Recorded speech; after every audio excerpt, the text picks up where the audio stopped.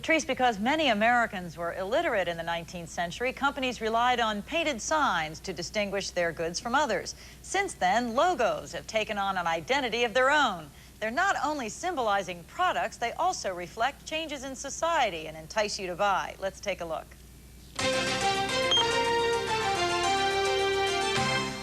Do you remember when American Express used this Greek soldier emblem?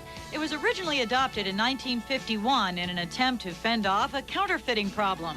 Since then, the logo has evolved into a simpler, more recognizable symbol.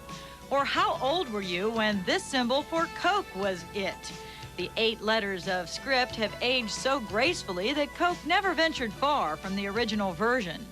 Other logos became television icons. Remember the Pillsbury Doughboy, or how about this guy? But Charlie, Starkist don't want tunas with good taste. Starkist wants tunas that taste good. Hey. Sorry, Charlie. Charlie the Star-Kissed Tuna returns to television this month after a long absence. He debuted in 1961 and starred in more than 80 commercials. This time, Charlie is out of the water with a hipper look and more active lifestyle. America's favorite tuna, Star-Kissed, a taste for the time. Yeah. Good luck, Charlie. We're glad to see you back. With me today is Dr. Audrey Gusky, professor of marketing at Duquesne University. And Dr. Gusky, what exactly is a logo and why is it so important to a company? A logo is a visual representation of a product, and it really adds a personality and a life all its own. And a lot of these familiar faces that we've seen, whether it's Aunt Jemima or Betty Crocker, become a part of our family. And when you're shopping in stores and you only have a fraction of a second to buy a product, marketers want you to actually pick their product and see those familiar faces and logos, and that's why they're very what popular. Color the box is and the whole thing. Make Absolutely. a quick decision. Yes. Let's take a look at some of these. Okay. Now, I think the first one we have is a logo from Procter & Gamble. If we could get it up there and have a look at it. There we go.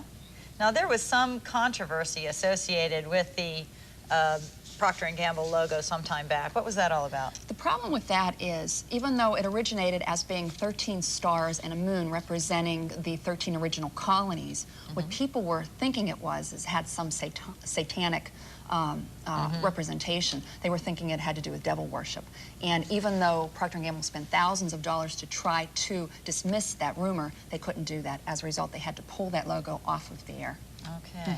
And next we have one of my favorites. This is always fun. Betty Crocker. How does she stay so young? Look how she's changed over the years. Wow. Betty Crocker is now a professional woman of the 90s. She originally started as a grandma type of an image, and she changed from a homemaker to now she's a home economist. She was introduced in 1936, and you can see her now in the mid-90s, how wonderful and marvelous. And isn't it interesting how she's been able to you know, get younger and more vivacious as compared to most of us. Yeah, we have to find out her secret. Yeah. Okay, let's take a look at the Campbell Soup Kids. How have they changed? Well, the Campbell's kids have lost weight, as you can see, and they're healthier looking. And it's interesting, they were introduced around the turn of the century into streetcar cards, is how they were first introduced to the American public. They were the Cabbage Patch Kids of the early 1900s, and all the kids had to have a doll of that Campbell's kid. Well, now they've thinned them down and made them trimmer and made them more kids of the 90s. Okay. Aunt Jemima, she's been around for over 100 years, and tell us about her history. Well, boy, look at that. She was really the first trademark to be personified, the first person who was actually represented in a trademark. And she began in 1834 as a mammy, trying to signify Southern hospitality. As you can imagine, there were a lot of problems with that.